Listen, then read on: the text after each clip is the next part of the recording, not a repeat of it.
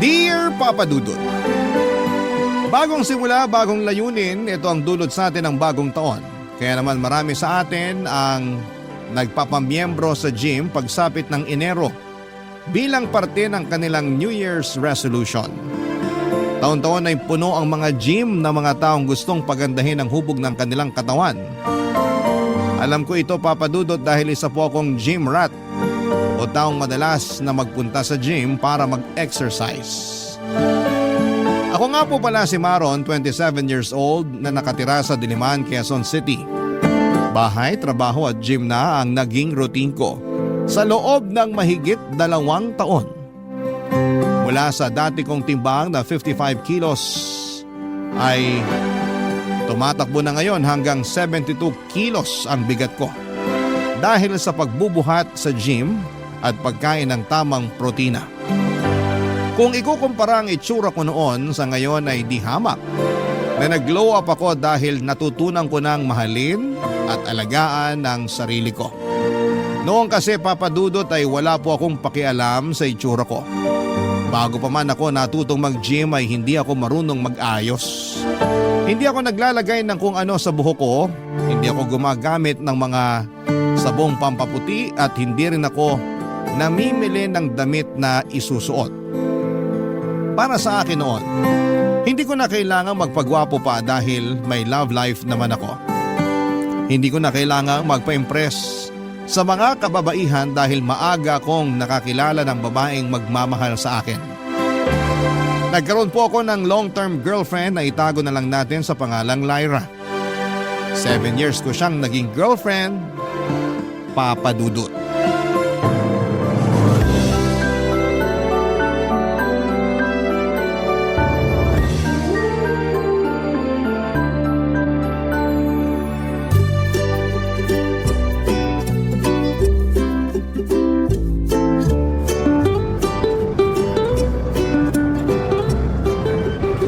Hindi ko alam kung anong pumasok sa isip natin, pero yun na siguro ang pinakapangit na ride na nasakyan ko. Hindi ka ba nag-enjoy? Ang saya kaya. Hindi na ako sasakay sa ride na yun ever. Okay na sa akin yung isang beses, at least na-try ko. Ano pa bang gusto mo i-try? Marami pa tayong hindi nasusubukang ride sa theme park na to. Teka lang, magpahinga muna tayo. Umiikot pa yung sikmura ko sa huling sinakyan natin eh. Okay, sige. Maghanap na muna tayo ng mauupuan. Mabuti pa nga. Nangangatog pa rin yung tuhod ko hanggang ngayon eh. Dito na muna tayo maupo sa bench. Sige. Marami palang tao rito kapag weekends, no? Oo nga eh. Balita ko laging jam-packed tong theme park na to kasi dito karaniwan nag-field trip yung mga estudyante. Nataon pa na holiday kaya marami talagang tao. Pero sa bagay, sulit din naman yung bayad kasi sobrang laki ng park na to. Maraming pwedeng sakyan. Mukhang hindi nga natin masusubukan lahat ng rides nila eh, sa dami. Kulang ang isang araw. Ano pa bang magandang sakyan? Yung Ferris wheel, gusto mo ba? Ayoko, ang taas. Natatakot ako. Pero close naman yun. Maganda yung view nun kapag nasa tuktok na tayo. Hindi tulad nung huling sinakyan natin na mabilis. Tong Ferris wheel, chill lang. Sa bagay, medyo romantic din siya. Mas intimate. Ano, try natin mamaya? O sige, sayang naman yung binayad natin kung hindi natin susubukan. Di pa nga natin nalilibot yung kabilang side ng theme park na to eh. Oo nga, tapos malapit ng dumilim. Feeling ko kailangan uli natin mag-set ng date dito sa susunod. Pwede rin naman, pero marami pa akong gustong puntahan kasama ka eh. Alam mo ba na may bucket list ako ng mga lugar na plano kong puntahan para sa date nating dalawa?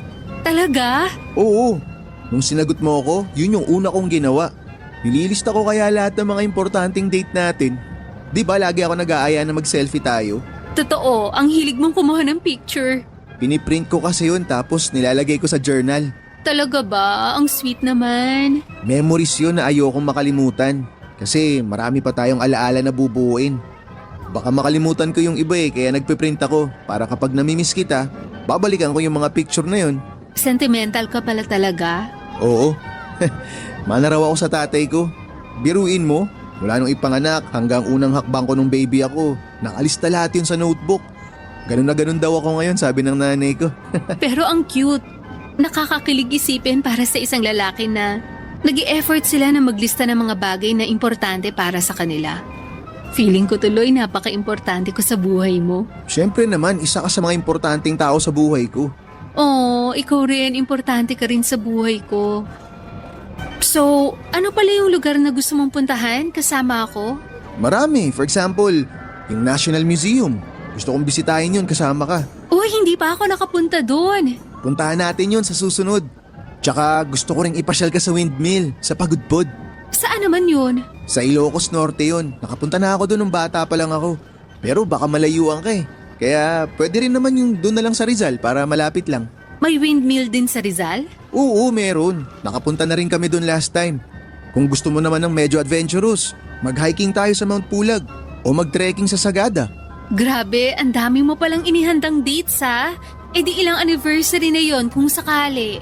Kulang pa nga yun eh. Nasa 10 pa lang ata yung nalilista kong lugar. 10 lang? Dagdagan mo pa, gawin mong 50. Tingin mo ba aabot tayo ng ganong katagal na panahong magkasama? Oo naman no. Kung gusto, gagawa natin ng paraan yan. Tama, gawan natin ng paraan. 50 years? Madali lang yun. Lolo't lola ko nga, 75 years nang magkasama eh. Di ba nga? O ano, tara na? Next ride na tayo? O sige, tara!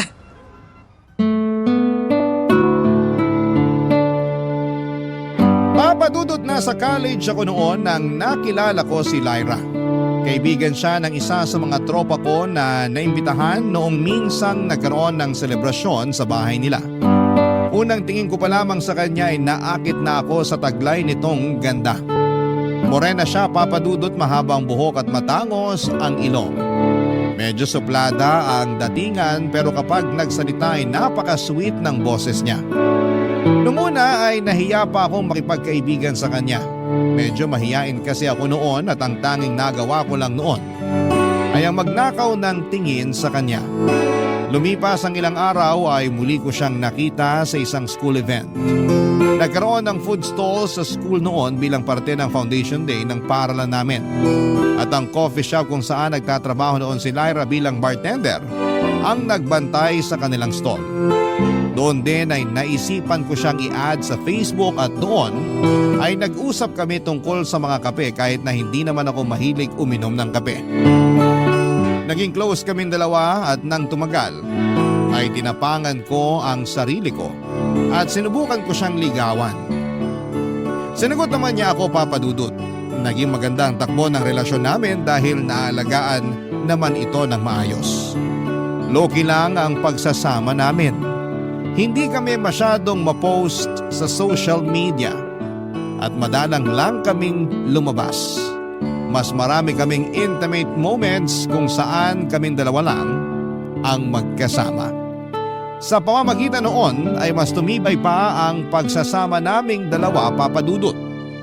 Tumagal ang relasyon namin ng 7 taon pero nasubok ang tatag ng pagmamahala namin noong nagkahiwalay kaming dalawa dahil sa pandemic. Halos 2 taon din kaming hindi nakita dahil sa restrictions at lockdown. At yun ang naging dahilan kung bakit unti-unting naging malamig ang pagsasama namin, papadudot.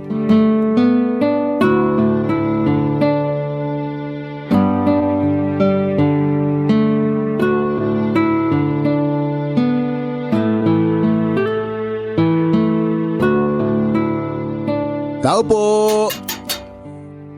Lyra? Tao po!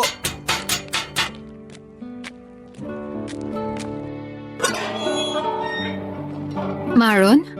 Anong ginagawa mo dito sa bahay namin? Nag-message ako sa'yo. Di ba sabi ko na bibisitahin kita? Nagdala ako ng grocery. Akala ko nagbibiro ka lang. Alam mo naman may COVID pa. Labas ka ng labas. Pwede nang lumabas. Hindi na sila nagbabawal ngayon. Kahit na.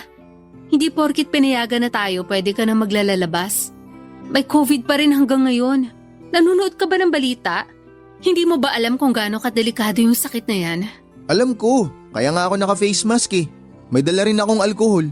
Pinapahamak mong sarili mo eh. Idadamay mo pa kami. Nag-video call na lang sana tayo.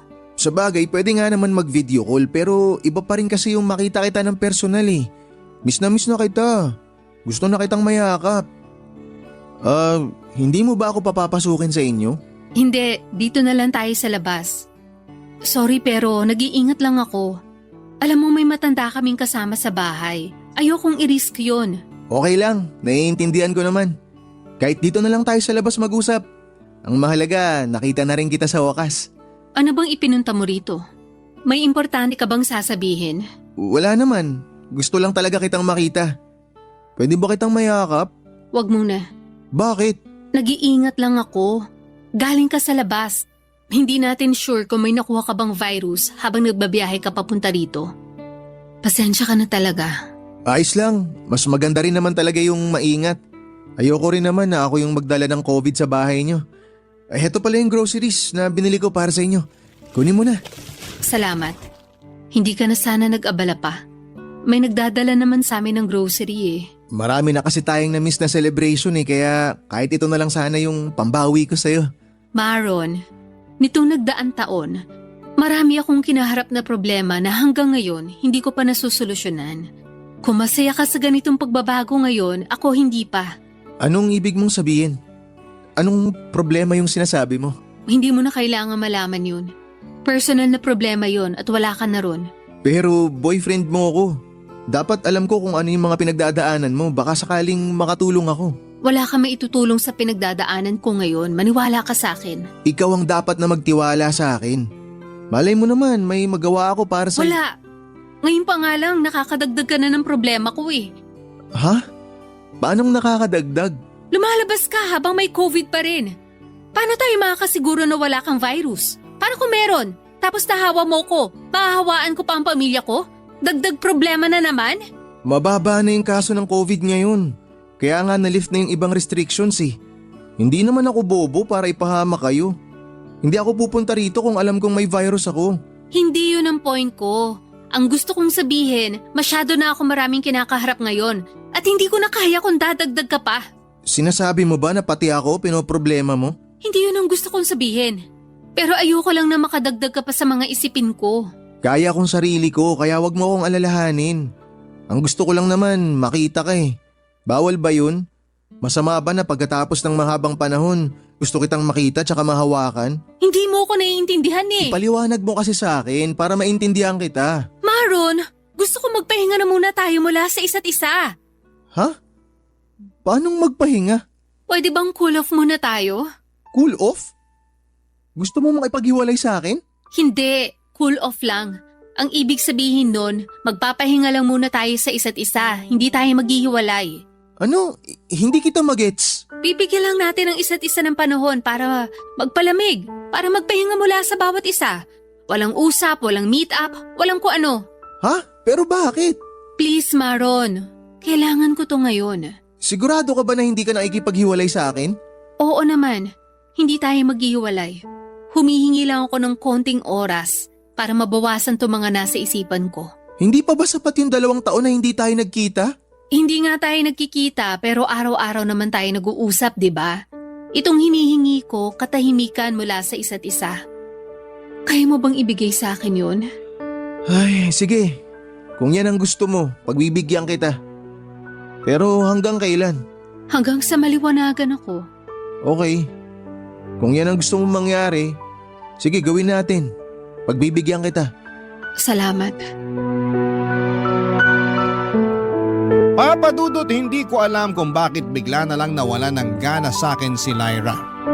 Sa tagal ng panahong hindi kami nagkita, sa halip na ma-excite, na sa wakas ay magkakasama na ulit kami. Pagkatapos ng mahabang panahon ay iba ang naging reaksyon nito. Para bang hindi niya gusto akong makita. Pero wala akong magagawa kung gusto niyang magpahinga mula sa akin. Masakit man pero bilang boyfriend ay ibinigay ko ang gusto ni Lyra na pahinga. Kalaunan ay nalaman ko rin ang dahilan kung bakit gusto munang mapag-isa ni Lyra.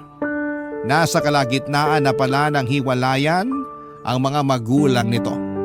Hindi ko alam kung bakit mas pinili niyang ilihim ito mula sa akin pero ginawa ko na lang ang lahat para masuportahan siya sa mabigat niyang pinagdadaanan. Buwan ang lumipas ay unti-unti nang bumalik sa normal ang lahat. Nagsimula nang magbukas sa mga kainan at pasyalan. Lumalabas ang mga tao para mamasyal at magtrabaho pero ang relasyon namin ni Lyra ay nanatili pa ring nakatigil. Papadudot nangako siya sa akin na itutuloy namin ang relasyon namin kapag nakahanap na siya ng bagong trabaho. Pumayag naman ako dahil maski ako ay kailangan ding maghanap ng mapagkakakitaan. Ang problema nga lang, Papadudot, kung kailan dumating na ang araw na napagkasunduan kung kailan pareho na kaming nakahanap ng trabaho at nakabalik sa dating normal, ay hindi na bumalik pa ang relasyon naming dalawa ni Lyra, Papadudot. Barangay Love Stories. Barangay Love Stories. Papadudot, inamin sa akin ni Lyra na nakaramdam daw siya ng kaginhawahan noong nag-cool off kami. Para daw siyang nakalaya. Hindi ko alam na gano'n na pala ang pakiramdam niya sa pagsasama naming dalawa. Hindi ko po inaasahan na nasasakal na pala siya sa relasyon namin kahit na hindi naman ako mahigpit sa kanya. Siguro nga ay tama ang sinabi nito na nagsawa na lang din siya sa akin. Siyempre, Papadudot, masakit para sa akin na gano'n na lamang ako iniwan ni Lyra. Ipinagtabuyan niya ako na parabang wala kaming pinagsamahang dalawa. Sa isang iglap, ang 7 pagsasama namin ay itinapon na lamang niya sa nakaraan. Nagsimula siya sa panibago niyang buhay nang wala ako, na hindi na niya ako kasama. Alam ko po sa sarili kong wala akong ginagawang mali, Papadudot. Ginawa ko ang lahat para mapangalagaan ang relasyon namin. Ibinigay ko ang lahat ng pangangailangan at gusto ni Lyra. Pero katulad nga ng sinabi sa isang kanta, the best wasn't good enough. Siguro dahil sa huli ay iniwan pa rin ako ni Lyra. Makalipas ang 1 buwan ay nabalitaan ko na lamang na meron ng bagong boyfriend si Lyra. Para po akong sinaksak sa puso noong nalaman ko ang balitang yon.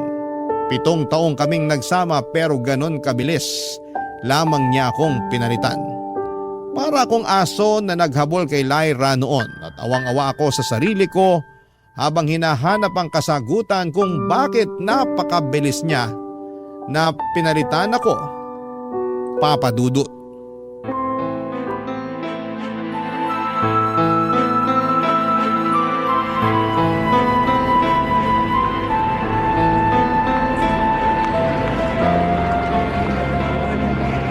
Lyra!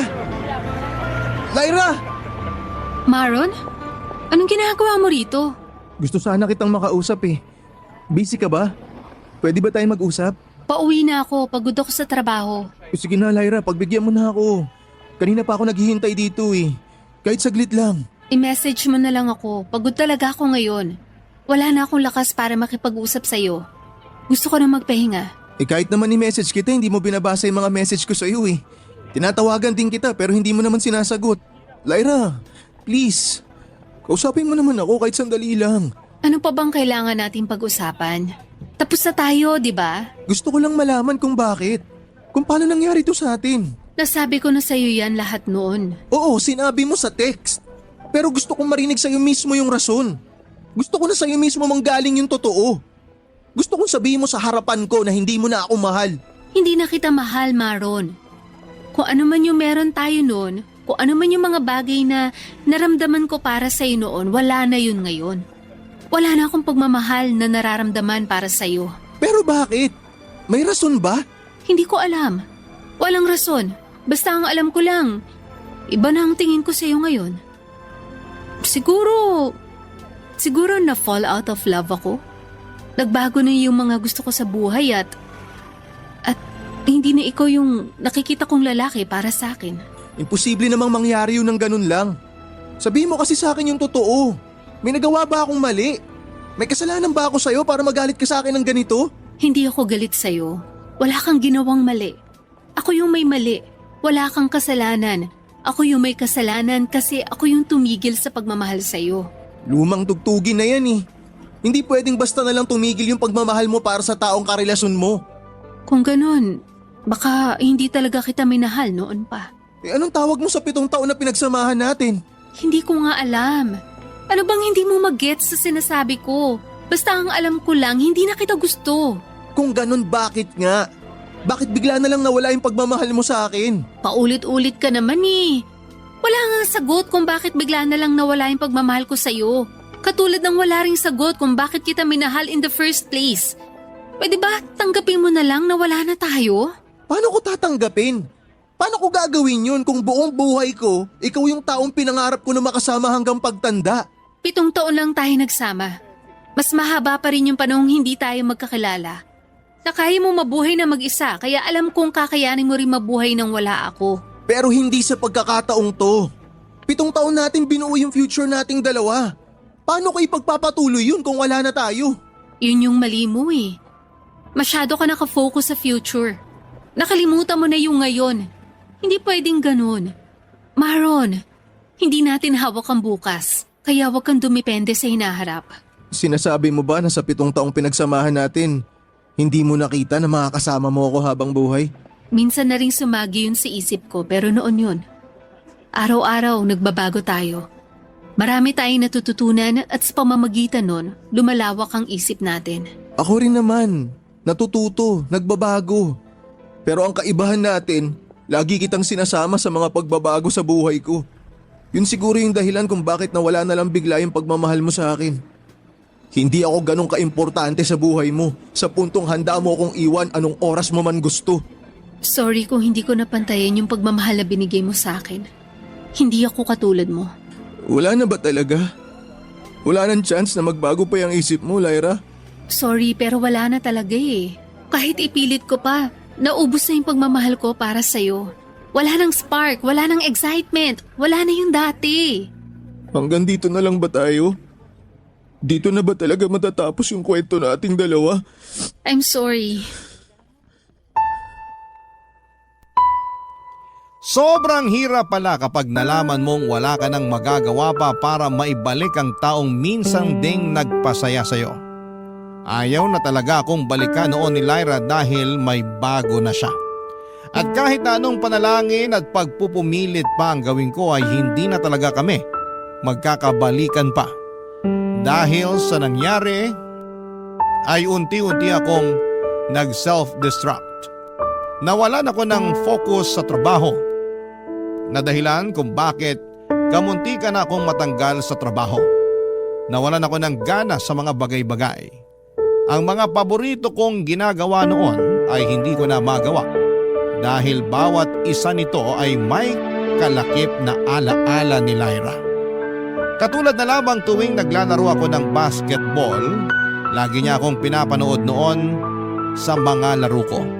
Tumigil na rin ako sa panonood ng mga pelikula dahil siya ang lagi kong kasakasama sa pagmo-movie marathon. Sa mga sumunod na buwan ay napabayaan ko ang sarili ko. Minsan nakakaligtaan kong kumain dahil kahit gutom ay wala akong lakas para bumangon at kumain. Hindi rin ako lumalabas ng kwarto dahil hindi ko namamalaya ng oras. May mga araw na hindi rin ako nakakaligo. Para bang nawasak ang mundo ko noong nawala si Lyra at hindi ko na alam kung papaano ko ito bubuuin. Hanggang sa isang araw ay nagkaroon ng birthday party sa bahay dahil kaarawan ng tatay ko. Nagkaroon ng kaunting handaan at inuman sa bahay at pinilit ako ng mga kaibigan ni tatay na sumama sa inuman. Pinagbigyan ko sila and for the first time noong nalasing ako ay nagkaroon ako ng pagkakataon para ilabas ang lahat ng mga saloobin ko sa taong hindi ko kakilala, Papa Dudut.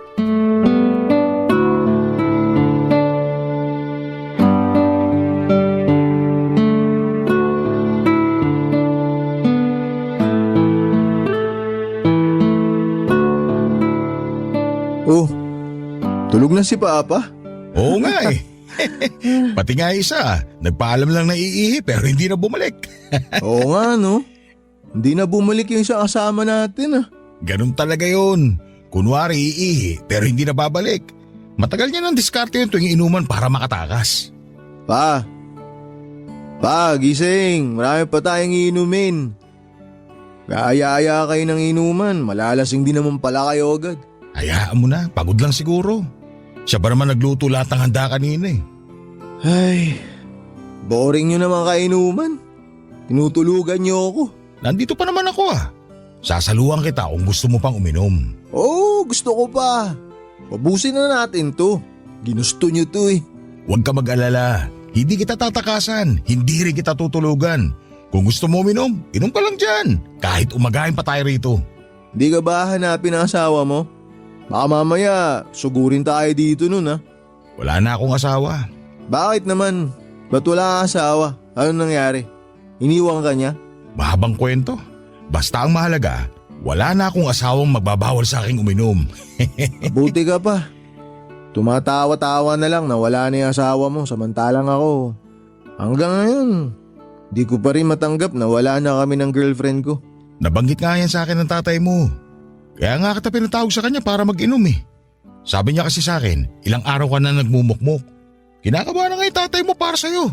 Kaya naisip ko na baka gusto mo mag-inom. Ganun naman yung mga kabataan ngayon eh. Kapag may pinagdadaanan, alak ang takbuhan. Ayoko nga sana eh, pero dahil birthday ni Papa, pumayag ako. Kamusta naman? Nakatulong naman ba yung pag-inom? Hindi. Masakit pa rin eh. Sabi nila, alkohol ang sagot sa sugatang puso pero hindi naman tumatalab. Hindi naman kasi alak ang sagot, kundi yung kung ano ang kaya mong gawin kapag nakainom ka na. Ano ba dapat kong gawin? Magkwento ka. Ilabas mo lahat ng nilalaman ng puso mo.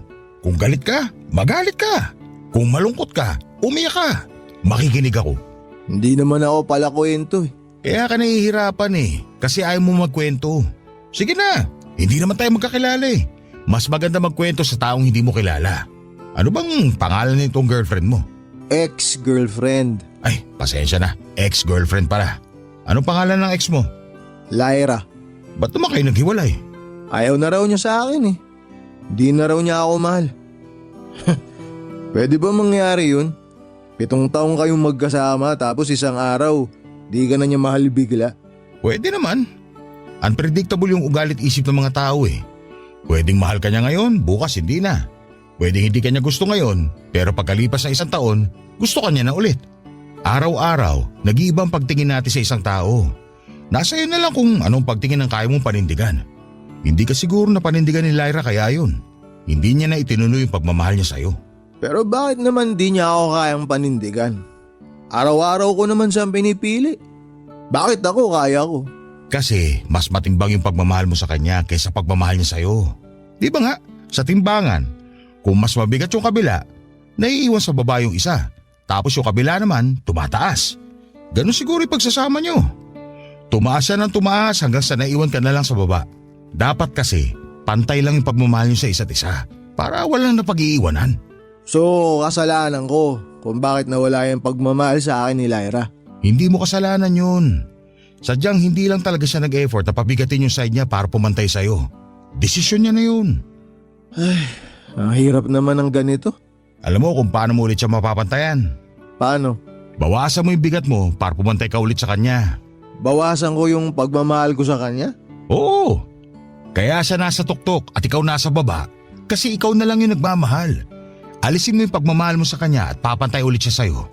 Pero sa pagkakataong yun, pantay kayo hindi dahil pareho niyong mahal ang isa't isa, kundi pareho na kayong walang pagmamahal sa bawat isa. Paano ko naman gagawin yun kung siya pa rin yung laman ng puso ko? Hindi yan maalis agad pero magandang simulan mo na. Paunti-unti hanggang sa wala ng bigat. Alam mo kung paano? Paano? Nakatulong sa akin to eh. Mag-gym ka. Gym? Oo! Subukan mo lang. Wala namang mawawala eh. Magkakamuscle ka pa. Papadudot, kung hindi ko pa tinanong kung ano ang edad ni Jet ay hindi ko akalaing 45 years old na pala siya. Mukha siyang kaidarang ko lamang at nagulat nga ako noong una ko siyang nakita dahil hindi ko inaasahang merong kaibigan si tatay na bata. Yun pala ay hindi pala nagkakalayo ang edad nila. Maganda ang pangangatawan ni Jet. Hindi siya mataba pero malaki ang katawan nito dahil batak ng muscle ang bawat parte nito. 3 araw nga ang lumipas bago ako nag-decide na lumabas ng bahay at sundin ang advice sa akin ni Jet na mag-gym. Naisip kong bigyan ng chance ang sarili ko kaya pinuntahan ko ang gym na tinutukoy ni Jet. Maliit lang ang gym at hindi ito katulad ng mga sosyal na gym na kailangan pa ng mahal na membership fee. Karamihan sa mga nagpupunta doon ay walk-in na nagbabayad ng 50 pesos kada session. Ang tawag sa mga ganong klaseng gym ay bakal gym na para sa masa. Mainit ang lugar, masikip at ang ilang gamit doon ay kinakalawang na. Pero kahit na ganoon ay jam-pack pa rin ang gym na yon. Pagpasok ko pa lamang sa lugar na yon ay parang gusto ko nang umuwi. Bigla ako nagdalawang isip dahil ayoko sanang makihalubilo sa mga tao. Pero agad akong nakita ni Jet at bago pa man ako makaalis ay hinila na niya ako papasok sa loob. First time ko mag-gym noong araw na yon, Papa Dudut. Si Jet ang nagsilbi kong coach. Tinuruan niya ako kung papaano gamitin ang mga equipment at kung ano-anong klaseng workout ang dapat kong gawin. Doon na nga po nagsimula ang tinatawag kong post-breakup fitness motivation. Nang sa ganon, ay makalimutan ko na si Lyra ng tuluyan, Papa Dudut. Barangay Love Stories. Barangay Love Stories. Papa Dudut, totoo nga ang mga sinabi ni Jet sa akin na malaki ang naitutulong ng pagbubuhat ng bakal para mailabas ko ang mga hinanakit ko sa buhay. Doon ko nga ibinuhos ang lahat ng kinikimkim kong galit at bitterness. Kaya naman kinabukasan ay parang binugbog ang katawan ko. Hirap ako makagalaw dahil masakit pa ang mga muscles ko. Hirap na hirap akong mag-alis ng t-shirt ko noon dahil bawat galaw ko ay nananakit ang katawan ko. Ilang araw akong nagpahinga pagkatapos noon hanggang sa mabilis din akong nawala ng ganang bumalik sa gym. Napagtanto ko kasi ng mga time na yon na panandalian lang din pala ang pagkalimot na mararamdaman ko kahit na mag-gym pa ako. Saka ko lang nakakalimutan si Lyra kapag nagbubuhat ako dahil yon lang ang tanging lugar na wala kaming alaala sa isa't isa. Pero pagkabalik ko sa bahay, mabilis ding bumabalik ang sakit. Para tuloy wala ring silbi ang ginagawa ko dahil nag-gym lang naman ako para sana makapag-move on. Naisip ko na mas maganda pang matulog na lamang kesa magpagod dahil pareho lang din naman ang dulot noon sa ginagawa kong paglimot sa pagkawasak ng puso ko. Noong napansin ni Jet na hindi na ulit ako bumalik sa gym ay hindi pa rin niya ako tinantanan. Pinilit pa rin niya ako mag-gym kahit na ilang beses na akong umayaw, Papa Dudut. Sa pangungulit nito ay pinuntahan pa niya ako sa bahay para hikayating mag-workout muli, Papa Dudut.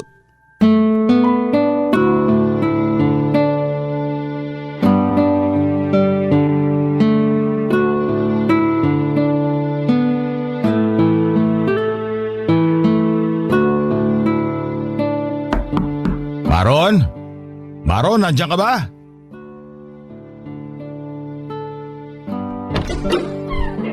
Oh, Jet! Bakit? Wala si Papa ngayon, nasa trabaho siya. Hindi siya ipinunta ko rito. Ikaw? Ako? Ba't naman ako pinunta mo? Ano kailangan mo sa akin? Hindi ka na nagpupunta sa gym ah. Ah, yun ba? Pasensya na. Di kasi pasok yung pag-gym sa schedule ng trabaho ko eh. Totoo ba yan o baka nagrarason ka lang kasi ayaw mo nang bumalik? Gustuin ko man, hindi talaga kaya. Kung gusto, magagawa ng paraan. Kung ayaw, lagi may dahilan. Para ka namang si Lyra eh. Ganyan lagi linyahan niya sa akin. Palagi niyang sinasabi na laging nagagawa ng paraan ng isang bagay kapag gusto mo. Pero nung ako na yung usapan, wala siyang ginawa para sa akin. Hanggang ngayon ba, hindi ka pa rin nakakalimot sa nangyari? Mahirap kalimutan yung 7 taon. Kaya nga sinasabi kong mag-gym ka. Makakatulong yan para makalimot. Sa panong paraan naman? Nag-gym na ako ng 1 beses. Hindi ko naman siya nakalimutan eh. Hindi naman kasi agad-agad mangyayari yun. Kapag nasugatan ka ba, ginamot mo lang na 1 beses, maghihilom na kagad yung sugat. Hindi naman, hindi ba? Kailangan, paulit-ulit mo yung gamutin hanggang sa gumaling. Pwede ba sa susunod na lang? Ngayon na, hanggat pinapatagal mo, mas lalong tatagal yung ginagawa mong pag-move on. Sige ka. Busy ako ngayon eh. Ano naman pinagkakaabalahan mo ngayon? May ano ako, basta meron Wala kang ginagawa. Wala ka sa trabaho ngayon kaya ibig sabihin, free ka ngayon. Halika na, samahan mo ako sa gym. Bakit ba pinipilit mo akong mag-gym? Ayoko na nga bumalik doon. Gusto lang kitang tulungan makalimot. Bakit naman? Di naman tayo close ah. Anak ka ng kaibigan ko kaya gusto kitang tulungan. Isa pa, nakikita ko kasi sa'yo yung sarili ko noon eh. Talaga? Paano mo naman nasabi? Di ba? Nabanggit ko sa'yo noon na wala na akong asawa. Oo, nabanggit mo nga nung nagiinuman tayo. Nawala siya sa akin dahil kagagawan ko mismo. Ano ba kasing nangyari? Namatayan ako ng mag-ina ilang taon na nakakalipas. Nakasakay kaming 3 sa motor. Pauwi kami galing birthday party. Aminado ako, medyo may tama ako noon kahit pinagbawalan ako ng asawa ko uminom. Masyado ako nagtiwala sa sarili ko. Mayabang ako eh. Kaya nagpumilit ako mag-drive ng motor saka yung mag-ina ko. Nag-drive ka ng lasing? Oo, ganun na nga. Tapos, malamig yung panahon nun eh. Inantok ako hanggang sa nawalan ako ng kontrol. Sumalpo kami sa nakaparadang van. Nakikita mo ba tong sugat ko sa braso ko? Natahiyan, 15 stitches. O tapos anong nangyari sa mag-ina mo? Dead on arrival yung anak ko. 8 years old lang siya nun. Lah, yung misis mo? Nakaligtas siya. Critical man pero lumaban siya ng ilang linggo sa ospital hanggang sa nagkaroon siya ng komplikasyon. Nakoma to siya tapos ayun, binawian din ang buhay. Sorry, di ko alam. Akala ko iniwan ka lang din ng asawa mo noon eh. Nakita ko sa iyo yung sarili ko noong mga panahong hindi ko rin matanggap na wala na ang mag-ina ko. Gumuho yung mundo ko eh. Sinisi ko yung sarili ko. Naisip ko na saka lang ako makakabawi sa kanila kapag pinahirapan ko rin ang sarili ko. Anong ginawa mo? Wala. Literal na wala. Hindi ako kumain, hindi ako bumangon sa kama, hindi ako naligo, wala akong kinausap na tao. Araw-araw kong pinapanalangin na sana mamatay na rin ako. Kasi hindi ko na kaya nun yung konsensya sa puso ko eh. Paano mo naman nalampasan lahat ng yun? Sa tulong ng mga kaibigan ko. Hindi nila ako pinabayaan lalo na ang tatay mo. Tapos naisip ko mag-gym. Yun ang ginamit ko para maalis sa isip ko yung nangyari. Yung galit ko, itinapon ko lahat sa pagbubuhat. Hanggang sa unti-unting nabawasan yung sakit na nararamdaman ko. Eh ngayon ba? Okay ka na? Hindi na ako katulad ng dati. Nakikita mo naman, maayos na akong tingnan ngayon, hindi ba? Ikaw nga nagsabi na hindi halata ang edad ko. Ano sa tingin mo? Ay, okay sige. Pagbibigyan kita. Babalik ako sa gym. Yan! Yan ang gusto ko. Halika na. Tara na bago pa magbago yung isip mo. Teka, ngayon na? Pwede bang bukas na lang? Ngayon na. Magbihis ka na. Sige, teka, magpapalit lang ako. O sige, antayin kita rito ha. Hindi ako aalis dito sa tapat ng bahay nyo hanggat hindi ka lumalabas. At dahil nga sa sobrang kakulitan ay pinagbigyan ko na lang ulit si Jet para matigil na siya. At isa yon sa mga pinakamagandang desisyon na ginawa ko. Pagkatapos kasi ng araw na yon ay dire-diretso na ako sa pagbubuhat. Hanggang sa hinanap-hanap na ng katawang ko ang mabibigat na bakal. Wala pang isang buwan noon ay nakita ko na kaagad ang malaking pagbabago sa katawang ko. Unti-unti na akong nagkalaman at yon ang naging dahilan kung bakit mas na-addict pa ako sa pagpunta sa gym. Noong ko lang na-realize na maganda rin naman palang pagtuunan ko rin ang pansin ng sarili ko ng matagal na panahon ko ring napabayaan. Pero dahil sa trabaho ko ay nahirapan akong i-schedule ang pagpunta ko sa gym. Minsan kasi ginagabi na ako sa pag-uwi at pagka-uwi ko naman ay wala na akong natitirang lakas para mag-gym. Kaya naman ang ginawa ko ay gumigising ako ng maaga para makapunta sa gym tuwing alas 4 ng madaling araw. Sarado pa ang gym sa mga oras na yon pero pinakiusapan ni Jet ang may-ari nito. Dahil tropa naman silang dalawa ay binigyan nila ako ng spare key. At para hindi mapag-isa ay sinasamahan din ako ni Jet sa pag-workout tuwing alas 4. Simula noon ay naging parte na ng daily routine ko ang pagising ng maaga at magbuhat ng bakal bago pumasok sa trabaho. 2 taon po ang lumipas, kitang-kita na ang napakalaking pagbabago sa katawan ko. Mula sa pagiging patpate na nagkaroon ako ng magandang physique, papadudot.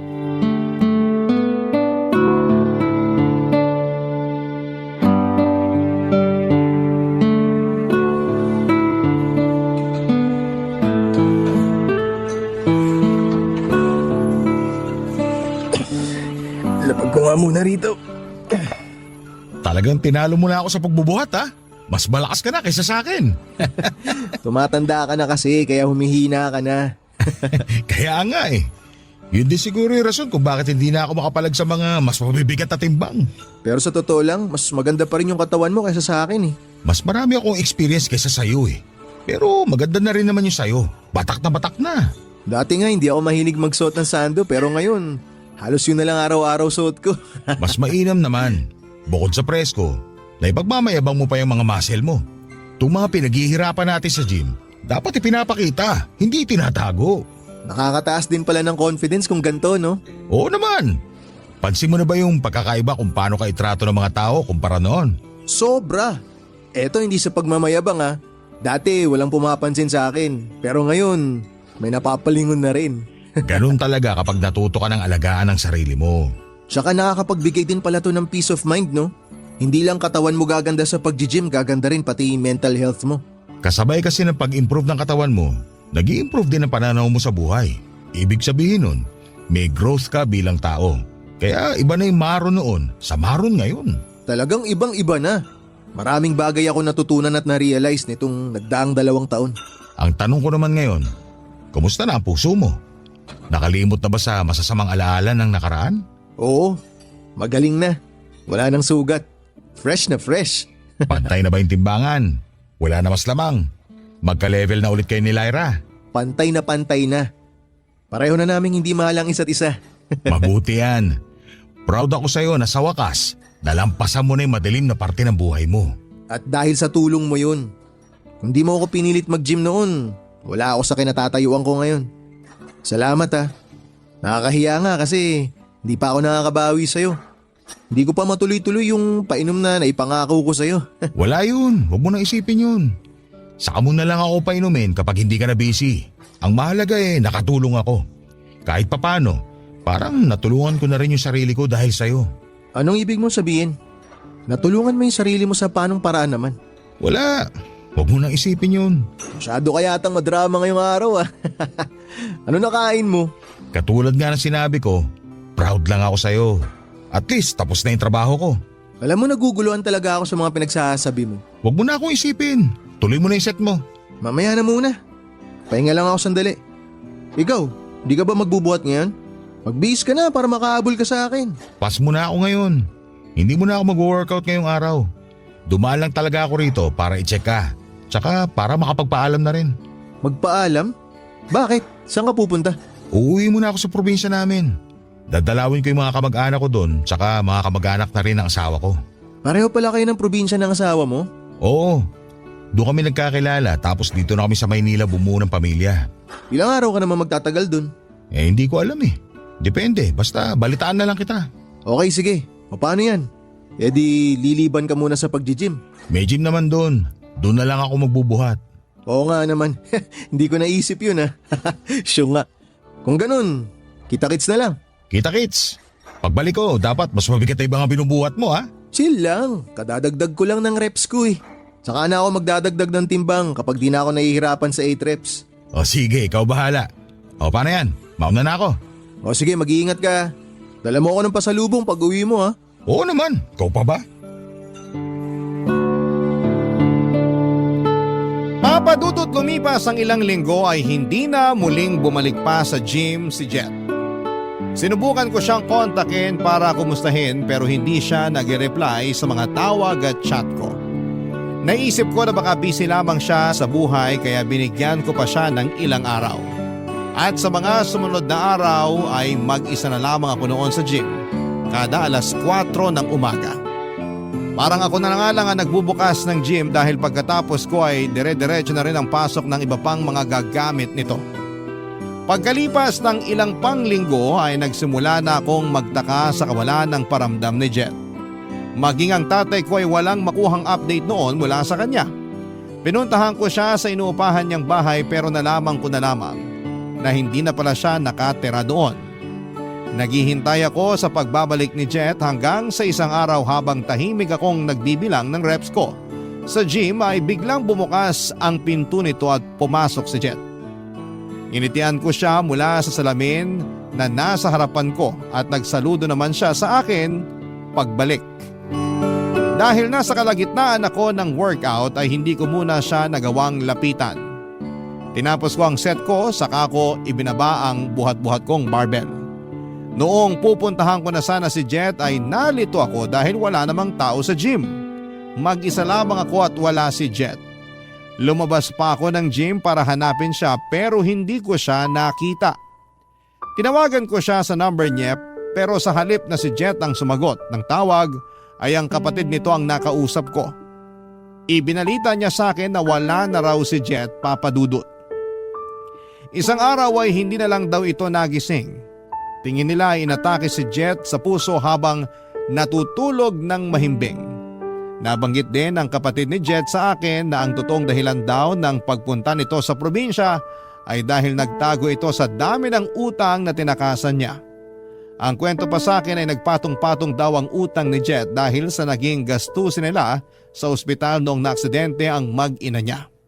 Sa cellphone ni Jet ay nabasa nila na marami ng mga nagbabanta sa buhay niya dahil sa laki ng utang nito sa kung sino-sino. Yun daw marahil ang pinakadahilan kung bakit naging sobrang balisa ni Jet ilang araw bago ito pumanaw. Doon ko lang napagtanto na noong mga panahong tinutulungan ako ni Jet na bumangon ay may sarili din pala siyang pinagdadaanan. Nakakalungkot dahil wala man lang akong nagawa para matulungan siya. Ganon pa man, habang buhay kong tatanawin na utang na loob ang pagtulong na ginawa niya sa akin para maghilom ang sugat ko sa puso ko kahit na ako mismo ay hindi ko siya nagawang tulungan. Hanggang dito na lamang po ang sulat ko, Papa Dudut.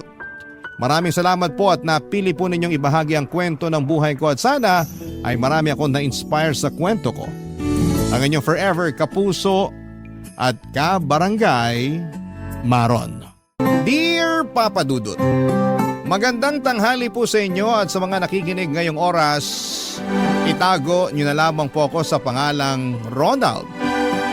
64 years old at isang dating magsasaka.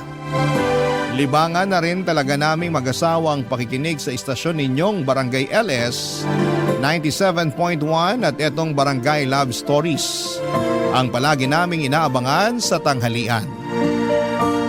Dalang-dala kasi kami sa mga kwento na inyong iniere.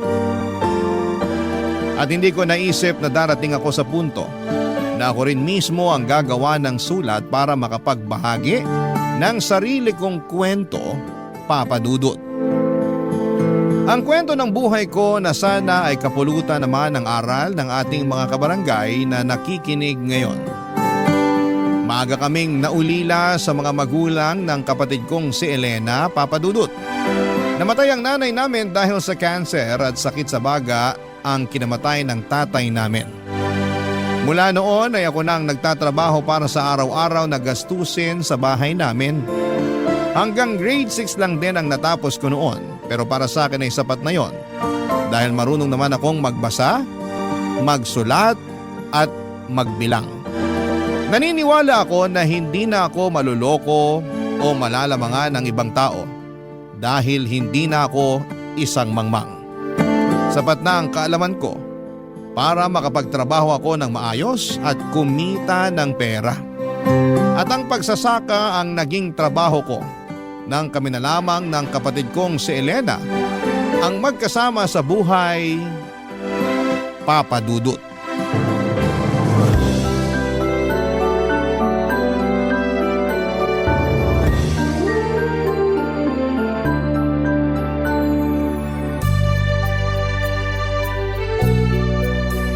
Masarap tong luto mong paksiw na bangus ngayon, Elena. Mabuti naman at nagustuhan mo ng luto ko, kuya. Palagi ko naman nagugustuhan ang mga luto mo. Uy, hindi ah. Nung nakaraan kaya sinabi mo na masyadong maalat ang niluto kong sinigang na baboy. Tapos matabang naman yung tinola ko. Kaya pakiramdam ko tuloy hindi talaga ako masarap magluto. Sinabi ko ba yon? Oo. Nako, pasensya ka na. Baka pagod lang ako kaya ako nasabi ang mga yon. Alam ko naman na lagi kang pagod kaya ayos lang, kuya. Pero masarap talaga tong paksiw na bangus. Sakto sa asim tapos hindi sobra sa luto tong isda. Humingi kasi ako ng tip kay Ate Marlene kung paano ba mapapasarap ang mga niluluto kong pagkain. Magaling pala siyang magluto. Ay oo! Kaya nga yung mga kasamahan ko dito sa palayan, Sa kanila ng nanay niya palagi kumukuha ng tanghalian. Sulit ang bayad kasi bukod sa masarap ang lasa, marami pa sila magbigay ng ulam at kanin. Mabait talaga yun si Ate Marlene, tsaka yung nanay niya, no? Sinabi mo pa, kaya marami silang kaibigan sa palayan. Karamihan yung mga asawa rin ng mga katrabaho ko doon. Sila-sila yung madalas na magkakasama at magkakakwentuhan. Ikaw ba kuya? Kailan mo planong pakasalan si Ate Marlene? Bakit naman biglang napunta dyan ang tanong mo? Siyempre, kasi nasa tamang edad na kayong dalawa. Alam ko yung mga ganyang edad, nagsisimula ng bumuo ng sarili nilang pamilya. Kaya dapat, kayo rin ni Ate Marlene, pinagpaplanuhan nyo na yung mga tungkol sa bagay na yun. Ilang taon na rin kayong magkarelasyon. Hindi biro yung pinagdaanan yung dalawa kasi 'di ba? Ayaw sa'yo nun ng tatay niya pero ngayon mabait na ang mga magulang niya sa'yo. Nakita kasi nila na seryoso ko sa panliligaw na ginawa ko noon kay Marlene. Pinatunayan ko sa kanila kung gaano ko kamahal ang anak nila. Kaya nagawa rin nila akong tanggapin. Kaya nga dapat pakasalan mo na siya Kuya Ronald. Alam mo ikaw, kesa kung ano-ano yung sinasabi mo dyan, ikaw naman ang tatanungin ko. Kamusta na ba pag-aaral mo? Aba syempre, ayos lang kuya. Hindi madali pero hindi naman ako sobrang nahihirapan. Alam ko naman yan dahil sa ating dalawa, ikaw lang ang nagmana ng katalinuhan sa mga magulang natin. Uy, hindi naman kuya. Nagkataon lang na nagsakripisyo ka para matuloy ko ang pag-aaral ko. Pero kung papipiliin man ako kung pagsasaka o pag-aaral sa kolehiyo, mas gusto ko pa rin na magsaka na lang kaysa mag-aral ulit. Mas gusto ko na yung katawan ko napapagod sa pagtatrabaho kaysa yung utak ko sa pag-aaral. Hindi ko na nga yata kayang gawin yung ginagawa mong pag-aaral sa madaling araw. Minsan nga, nag-aalala na rin ako kasi baka magkasakit ka na sa pagpupuyat na ginagawa mo. Hindi ko naman pinapabayaan ang katawan ko kaya hindi mo kailangan mag-alala sa akin. Tsaka, ayoko lang din sayangin yung perang pinaghihirapan mong kitain para sa pag-aaral ko. Gusto kong ipakita kung gaano ko pinapahalagahan ng bawat sentimo ng perang binibigay mo sa akin. Basta alagaan mo lang ang sarili mo at mag-aral ka na mabuti. Kapag alam ko na ginagawa mo yon, kahit papano hindi ko nararamdaman ang pagod sa katawan ko. Yun naman talaga ang palagi kong ginagawa. Alam ko dahil malaki ang tiwala ako sa'yo. Kuya Ronald, salamat ah. Para saan? Sa pagsasakripisyo at pagtatrabaho mo para sa akin. Kuya mo ako, kaya responsibilidad kita. Huwag kang mag-alala. Hindi ko talaga sasayangin lahat ng ginagawa mong pagsusumika para sa akin. Kaya alagaan mo rin ang sarili mo ha, kuya. Palagi kong ginagawa yun kasi kailangan ko tuparin ang pangako ko kina nanay at tatay. Nangako ko sa kanila na gagawin kong lahat para makapagtapos ka ng kolehiyo. Pangarap kaya nila yun. Kaya salamat din Elena. Salamat kasi hindi mo ko binibigyan ng kahit na anong sakit ng ulo. Papadudot, may mga oras na nakakaramdam din ako ng pagod noon dahil sa responsibilidad na nasa mga balikat ko. 15 years old pa lamang ako nang magsimulang humina ang katawan ni tatay, kaya noon pa man ay ako na ang kumakayod para sa pamilya namin. Maaga akong natuto na magbanat ng buto at magtrabaho sa bukid. Nagsimula ako sa pagtulong-tulong lang sa pagbubuhat ng mga sako ng palay. Hanggang sa ako na rin ang nagtatanim ng mga palay sa lupa na pagmamay-ari ng kaibigan ni tatay. Papadudot, hindi madali ang trabaho na yon, lalo na para sa patpatin ko na katawan na maagang nabatak sa mabigat na trabaho. Mabuti na lamang at kahit papaano ay nakikita ko na hindi nasasayang ang perang pinaghihirapan ko dahil pinagbubuti ng kapatid kong si Elena ang pag-aaral niya. Kasintahan ko pa nga lang pala noon si Marlene at siyang madalas na nakakausap ko tungkol sa mga hinaing ko sa buhay. Hindi naman ako nagrereklamo sa pagtatrabaho ko noon para sa kapatid ko. Pero minsan ay kailangan natin ang makakausap tungkol sa mabigat na bagay sa buhay natin. Para kahit papaano ay gumaan ang pakiramdam natin. Kaya naman malaki ang pasasalamat ko na kahit may mabigat na responsibilidad ako noon, ay meron din akong Marlene na palaging nandyan para gumaan kahit papaano ang pakiramdam ko, papadudot.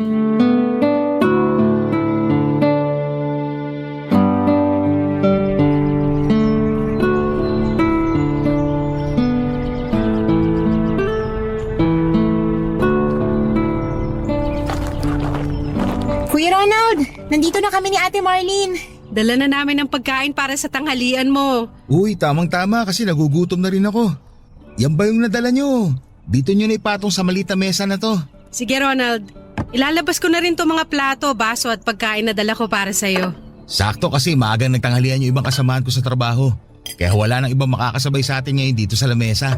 Pasensya na pala kung nahuli ng konti ang paghatid ko sa'yo ng pananghalian mo. Bumili pa kasi ako ng gamot ni tatay sa diabetes niya bago ako nagluto kanina. Ayos lang yun. Kamusta na pala ang tatay mo? Medyo hirap na siya maglakad dahil sa mga sugat sa binti niya. Pinauna ko na nga lang si nanay na mag-deliver ng mga pagkain kanina. Pero ang sabi ko, ako na ang magdadala ng para sa'yo. Lumala na pala ang mga sugat sa binti ng tatay mo. Oo, kaya nahihirapan na talaga siyang maglakad. Pero ang sabi naman ng doktor sa huling check-up niya, basta mainom ni tatay ang mga gamot niya, magiging maayos na ulit ang paglalakad niya. Mabuti naman kung ganun. Kailangan lang talaga na mas matutukan na mabuti ang pag-inom niya ng mga gamot. Oo, ako talaga ang nag-aasikaso pagdating sa bagay na yun. Buti pala, nasamahan mo si Marley sa pagpunta niya dito sa palayan, Elena. Maaga rin kasi natapos ang klase ko kanina kaya naisipan ko na dumaan na muna kina Ate Marlene. Sakto na paalis na pala siya papunta dito kaya sumama na rin ako. Dapat nagpahinga ka na lang sa bahay. Alam ko naman na hindi ka sanay mainitan. Ayos lang kuya.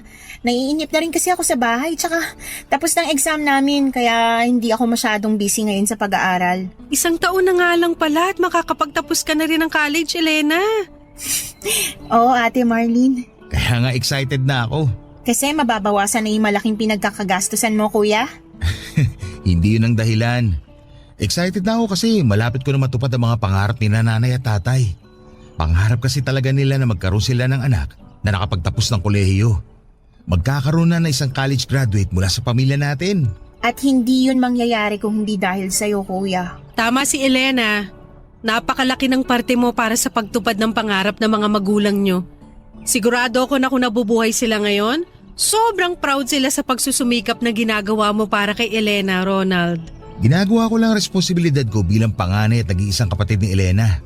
Isa pa, nasusuklian naman yung mga pagod ko dito sa bukid dahil sa matalino kong kapatid. Matalino at magandang kapatid mo, Kuya Ronald.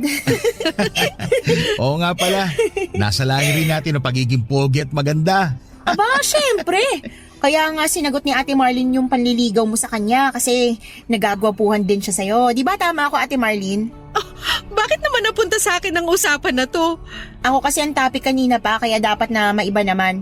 Kung gusto nyo, pwede rin natin pag-usapan kung kailan ba kayo magpapakasal ni Kuya. Tumigil ka na nga. Kung ano-ano yung sinasabi mo. Ang bata-bata mo pa pero pag-aasawa na kagad yung gusto mong pag-usapan natin dito. Hindi naman para sa akin yung topic, Kuya Ronald. Kung hindi, para sa inyo ni Ate Marlene. Curious lang talaga kung kailan kayo magpapakasal. Sa totoo lang, hindi pa namin napag-uusapan yan ni Marlene. Dahil ba sa akin? Hindi. May responsibilidad pa kasi si Marlene sa mga magulang niya. Tama ang kuya mo. Hindi naman kami nagmamadali pareho. Ang mahalaga, alam namin na mahal namin ang isa't isa. Sapat na muna yon sa ngayon. Dahil sigurado naman kami na darating ang araw na magsisimula din kami ng buhay na para sa aming dalawa. Papadudod noong nabubuhay pa ang mga magulang namin ni Elena. Alam ko na siya talaga ang paborito ng mga ito. Mas minamahal at inaalagaan siya kasi bunso at babae siya. Narinig ko pa noon na siya raw ang mag-aahon sa amin sa kahirapan. Kaya nga sa aming dalawa ay mas pangarap nilang mapagtapos ito ng pag-aaral. Ganon pa man ay kahit kailan ay hindi ako nagtanim ng kahit na anong sama ng loob sa kapatid o mga magulang ko. Kahit pa nga ang huling habilin ni na tatay at nanay noon sa akin bago sila pumanaw ay alagaan kong mabuti, proteksyonan at pagtapusin ko ng pag-aaral ang kapatid kong si Elena. Hindi naman ako umaasa noon na mayaahon ako ni Elena sa buhay na meron ako sa oras na mapagtapos ko na siya ng pag-aaral. Hindi ako naghihintay ng kahit na anong kapalit mula sa kanya, Papa Dudut. Ang nasa isip ko noon, ako na lang ang pamilya niya kaya responsibilidad ko siya ano pa man ang mga mangyari. Isa pa ay mabait ang kapatid kong si Elena. At wala siyang ginagawa na nagbibigay sa akin ng sakit ng ulo. Masipag siyang mag-aral at alam ko na hindi nasasayang ang bawat sentimong pinaghihirapan ko sa aking pagtatrabaho, Papa Dudut, para sa kanya. Isa siyang kapatid na deserving ng tulong ko, Papa Dudut. Barangay Love Stories. Barangay Love Stories. Papa Dudut, nang mamatay si tatay ay pumayag si Elena na huminto muna siya sa pag-aaral. Sakto kasi na kakatapos niya lamang din ng high school at wala pa akong sapat na pera para maipagpatuloy niya ang kolehiyo. Pero hindi ko naman siya pinagtatrabaho noon. Ang sabi ko ay maghintay lamang siya na makaipon ako ng pangmatrikula niya para sa kolehiyo. Naging maasikaso naman siya sa bahay sa tuwing uuwi ako galing sa trabaho. Ginawa ko rin ang lahat ng pagtitipid para makapagtabi ng para sa pag-aaral ng kapatid ko, Papa Dudut. Halos 3 taon din ang lumipas nang makaipon ako ng sapat na pera para sa unang taon niya sa kolehiyo. Naalala ko pa na halos maiyak siya sa tuwa nang sinabi kong makakapag-aral na ulit siya. Mahigpit niya akong niyakap at paulit-ulit siyang nagpasalamat. Nangako siya, Papa Dudut, na hindi niya sasayangin ang perang pinag-ipunan ko para sa kanya. At hindi niya rin sisirain ang tiwala ko sa kanya. Bagay na nakita kong ginawa at tinupad niya noon, Papa Dudut. Hindi rin talaga naging madali ang ginawa kong pagpapaaral sa kapatid ko sa kolehiyo. Dahil bawat taon ay dumodoble ang mga gastusin para sa pangmatrikula niya. Kaya naman kahit bumabagyo o masama ang pakiramdam ko ay hindi pwedeng hindi ako magtrabaho. Hindi pwede na magipit kami sa pera, lalo na sa pangmatrikula niya. Pero sa tuwing nahihirapan ako, hindi ko pinapakita yon kay Elena dahil ayokong mag-alala siya para sa akin. Isa pa ay nasuklian din naman lahat ng paghihirap ko nang makapagtapos ng kolehiyo ang kapatid ko, Papa Dudut.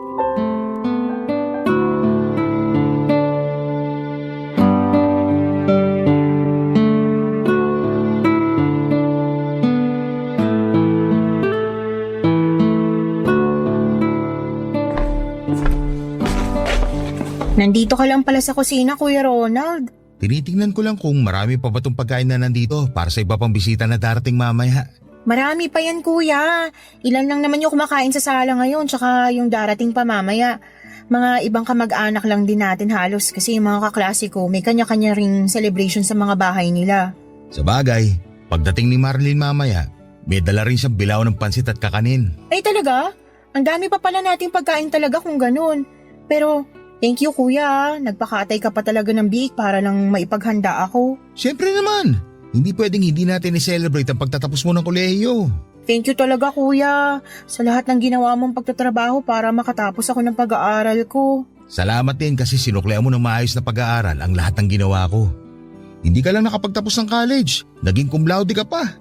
Kaya sobrang proud talaga ako sa'yo. Ginawa ko talaga yun para sa'yo kasi ayun lang ang kaya kong ibigay na kapalit para sa lahat ng pagpapakapagod mo para sa akin. Alam mo ba kanina nung umakyat tayo ng stage para abutin yung diploma mo? Sobrang nagpipigil akong maluha. Kaya palang sabi mo kanina, sinisipon ka kaya pa na yung pagsinghot mo. Oo, buti nga napigilan ko ang sarili ko na maluha kanina kahit mahirap. Sobrang saya kasi talaga ng nararamdaman ko lalo na nung malaman ko na cum laude ka pala. Hindi ko talaga kaagad sinabi sa'yo para masurpresa kita. Gusto ko kasi na ibigay yun na regalo sa'yo. At nagawa mo yun, Elena. Yun ang pinakamasayang regalong natanggap ko sa buong buhay ko. Basta, ako naman ang babawi sa'yo, Kuya. Hindi mo kailangan gawin yun. Susuklian ko lahat ng ginawa mong pagsasakripisyo para sa akin. Gagawin kong mas magaan ang buhay para sa ating dalawa. Unahin mo muna ang sarili mo bago ako.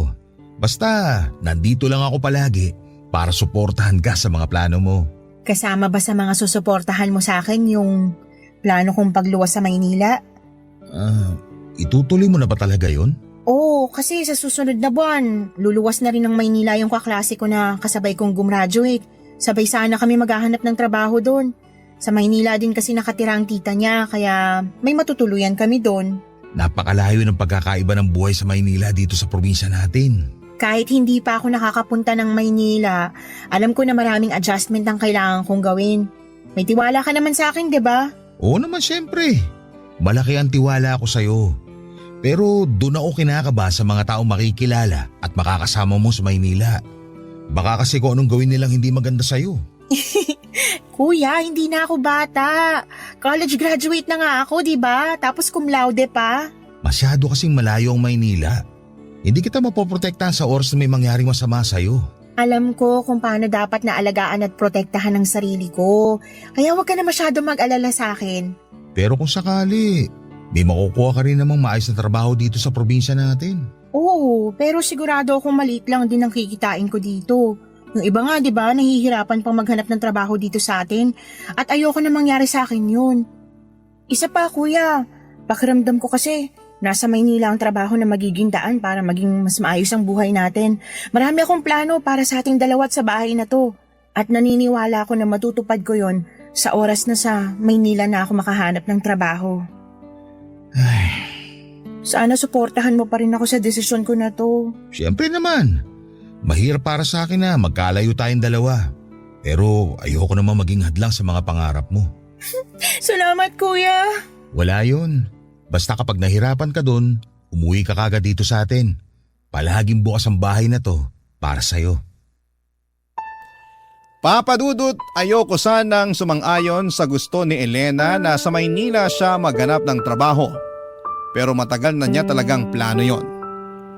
Hindi pa ako nakakarating noon ng Maynila pero alam ko kung gaano kagulo sa lugar na yon. Marami na akong kakilala na kamag-anak o kapitbahay namin na lumuwas ng Maynila at nasira lamang ang kanilang mga buhay. Nagkaroon sila ng anak pero walang maayos na pamilya dahil iniwan ng kanilang asawa. Nabaon sa utang at bumalik sa probinsya na naghihirap ang buhay. Hindi naman sa wala akong tiwala sa kapatid ko dahil alam ko kung gaano siya kadiskarte sa buhay at katalino. Hindi naman siya makakapagtapos ng cum laude sa kolehiyo kung hindi siya matalino. Pero wala pa rin akong tiwala sa mga tao sa Maynila na pwede niyang makilala at makasama doon. Ganon pa man, Papa Dudut, ay hindi ko pinigilan ang plano at kagustuhan niya na lumuwas ng Maynila para doon maghanap ng trabaho at makipagsapalaran sa buhay. Kasama niya ang isa niyang kaklase at nakitira siya sa bahay ng tita nito. Nung una ay madalas pang sumulat si Elena. Hindi pa kasi uso ang cellphone noon at wala rin kaming telepono. Palagi akong excited sa tuwing makakatanggap ako ng sulat mula sa kanya. Hanggang sa mahigit 1 taon ang lumipas. Dumalang na ang pagsusulat niya. Nababalitaan ko na lang sa kapitbahay namin na may kamag-anak na nakatira malapit sa tinutuluyan ni na Elena na maayos naman ang buhay at trabaho ng kapatid ko. Kaya kahit papaano ay hindi ako nag-aalala sa kalagayan niya, Papa Dudut.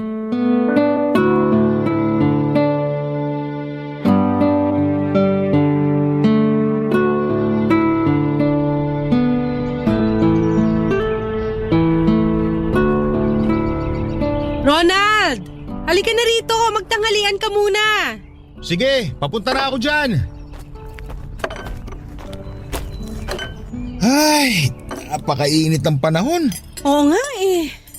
Ito, may dala akong face towel. Akin na yung hawak mo kasi mukhang masyado ng basa ng pawis yan. Ay, salamat. Ito, iba talaga ang init ng araw ngayon kumpara nung nakaraang taon. Sinabi mo pa, parang kada taon mas tumitindi talaga ang init ng panahon. Uminom ka muna ng tubig. Oh, Buti malamig tong dinala mong tubig para sa akin. sinadya ko talaga yan. Kasi alam ko na ibang pagod mo ngayon dito sa bukid. Galit na galit kasi talaga yung araw oh. Kahit nga nakapayong ako habang naglalakad kanina papunta rito, pakiramdam ko napakalapit lang ng araw sa nilakaran ko. Oh, eto na ang plato mo na may kanin at binagoong ang baboy. Salamat, Marlene. Mukhang mapaparami ako ng kain niyan kasi binagoong ang baboy pala tong niluto mo ngayon para sa akin. Alam ko kasi na paborito mo yan. At isa pa, Matagal na akong hindi nakakapagluto ng ganyan. Kilalang kilala mo na talaga ako ah. Aba syempre naman kasi mahigit 3 taon na tayong magkarelasyon. Kaya kabisado ko na ang maliliit at malalaking detalye na tungkol sa'yo. Nakakatuwa nga kasi parang kailan lang nung unang beses ako umakyat ng ligaw sa bahay niyo. Naalala ko pa yan, Ronald. Kasi kahit malamig ang gabi noon, napansin ko na walang tigil ang pamumuo ng pawis sa noo at leeg mo. Kinakabahan kasi talaga ako. Dahil kilala nga ang tatay mo sa pagiging masungit at istrikto na forma sa lugar natin. Pero mabait naman si tatay nung nakausap mo na siya, di ba? Mabait naman. Hindi ko lang maiwasan na kabahan sa umpisa. Kasi talagang matalim ang tingin niya sa akin noon. Ano ka ba?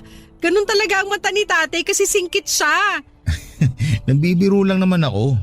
Pero alam mo kung ano yung mas nakakakaba? Ano? Nung araw na sasabihin na natin sa mga magulang mo na may relasyon na tayong dalawa. Naalala ko rin yan. Kasi halos maiyak pa nun si nanay. Akala kasi nila magpapakasal na tayong dalawa. Ganun na nga. Pinaliwanag ko naman na malayo pa yun sa plano natin. Dahil gusto ko na hindi magsabay ang responsibilidad ko sa'yo at sa kapatid ko. Ayokong madali ng mga bagay sa buhay ko. Kasi alam ko na pwedeng pati ikaw mahirapan kapag nagpadalos-dalos ako pagdating sa mga desisyon na ginagawa ko. Pakiramdam ko nga, yan ang dahilan kung paano mo nakuha ang tiwala ni tatay. Kasi alam niyang responsable ka pagdating sa paggawa ng mga desisyon. Mabuti kasi kung ako lang ang mahihirapan. Maapektuhan din kasi yung kapatid ko at yun ang ayokong mangyari. Teka, kumusta na pala si Elena? Mukhang maayos naman siya. Nagpadala na ba ulit siya ng sulat sa'yo? Hindi pa nga eh. Talaga? Oo. Mahigit 1 buwan na rin niyang hindi sinasagot ang mga sulat ko. Pero mukha namang maayos siya sa Maynila. Paano mo nalaman? Nakausap ko rin yung magulang ng kaklase ni Elena na kasama niya nagtatrabaho sa Maynila. May pwesto sila ng tindahan sa bayan. Kaya nagawa kong dumaan para makipagkamustahan sa kanila. Ano namang sabi nila tungkol sa kapatid mo? Regular na raw sa trabaho ang kapatid ko at talaga raw napakasipag. Kaya daw siguro hindi nakakasagot sa mga sulat ko dahil busy sa trabaho niya. Naku, baka nga masyado siyang busy sa trabaho kaya hindi na siya makagawa ng sulat sa'yo. Pero alam mo, nag-aalala pa rin ako. Hindi kasi ako sanay na matagal kami nagkakalayo na dalawa. Kinakabahan ako na baka may nangyari na hindi maganda sa kanya. Matalino at madiskarte ang kapatid mo. Sigurado ako na walang mangyayaring masama sa kanya. Isa pa, nasa tamang edad na rin siya kaya sa tingin ko tapos na ang responsibilidad mo sa kanya. Yun na lang din ang iniisip ko. Kilala ko naman siya at alam ko na ginagawa niyang lahat para mas mapabuti ang buhay niya. Pero tama ka sa sinabi mo, Marlene. Naisip ko rin tuloy na baka oras na para buhay naman nating dalawa ang simulan nating ayusin. Papadudot, naisip ko noon na tama si Marlene. Tapos na rin naman ang responsibilidad ko para kay Elena kaya oras na para sarili ko naman ang asikasuhin at intindihin ko. Kaya naman pagkalipas ng ilang buwan ay nagplano na kaming magpakasal ni Marlene. Pinadalahan ko rin ang sulat si Elena para imbitahan siya sa araw ng kasal namin. Sumagot naman siya sa sulat pero sinabi niya na hindi siya makakauwi dahil busy siya sa trabaho niya. Magpapadala na lang daw siya ng regalo para sa kasal namin ni Marlene. Sa totoo lang ay medyo nalungkot ako noon. Kahit pa nga nagpadala ng pera at regalo ang kapatid ko para sa amin ni Marlene ay iba pa rin yung nandun siya sa mismong araw ng kasal namin. Pero iniisip ko na baka nasa mabuti siyang kalagayan at maayos ang buhay niya. Masaya na ako para sa kanya, Papa Dudut, at alam ko na masaya din siya sa buhay niya, Papa Dudut. Kung anong buhay na meron siya. Samantalang ako naman ay masaya ako sa buhay na kasama ko ang babaeng pinakamamahal ko, Papa Dudut. Barangay Love Stories. Barangay Love Stories. Papa Dudut, tinuon ko na lamang ang atensyon ko sa pag-aasikaso sa pamilya ko. Nang mauso ang cellphone ay nakakausap ko na rin sa text o saglit na tawag si Elena, pero sobrang bihira talaga. Hanggang sa makasanayan ko na lang na hindi na siya masyadong kinukulit. Lalo na nang mag-focus na ako sa sariling pamilya ko.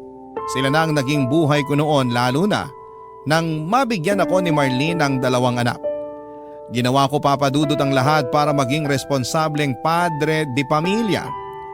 Ang nasa isip ko noon ay kung nagawa kong itaguyod ng mag-isa at mapagtapos ng kolehiyo ang kapatid kong si Elena, ay kaya ko rin gawin yon sa mga anak ko.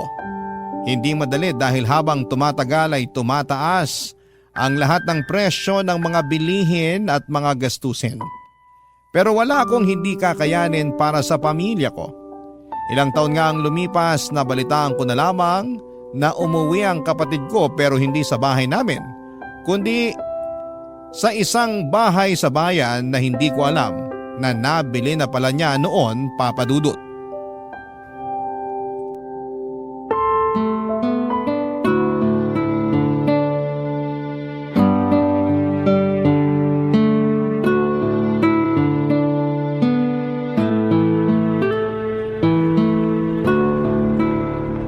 Ang alam ko, malapit na dito yung address ng bahay ni Elena. Medyo nakakaligaw sa lugar na to, no? Oo nga eh. Maluwag kasi yung kalsada dito, pati na yung bakuran ng bawat bahay. Kaya nakakalito rin talaga maghanap ng address. Pero ang laki ng mga bakuran at bahay dito, ha? Napansin ko rin yan. Mahal siguro kahit maliit na lote lang dito. Mukha nga, Ronald. Halatang asensado na talaga ang buhay ng kapatid mo. Natutuwa nga ako kasi kahit matagal na akong walang naging balita mula sa kanya, nakita ko naman talagang naging maayos ang buhay niya. Mabuti nga kahit paano natuto ka na rin gumamit ng cellphone. Pinag-aralan mo talaga mula nung makuha mo ang number ni Elena doon sa magulang ng dati niyang kaklase. Oo, kasi mas mabilis ang komunikasyon doon kaysa sulat. Ayun nga lang, hindi rin masyado nagre-reply tong si Elena kapag nagte-text o nangungumusta ako. Pero alam ko naman busy siya, kaya nga ilang taon na rin siyang hindi nakakauwi dito sa probinsya natin. Sa tingin mo, Ronald, ayos lang talaga na pumunta tayo ngayon sa bahay niya? Oo naman, narinig mo naman yung sabi ng kapitbahay natin kanina. Ngayon daw yung pa-house blessing ni Elena sa nabili niyang bahay.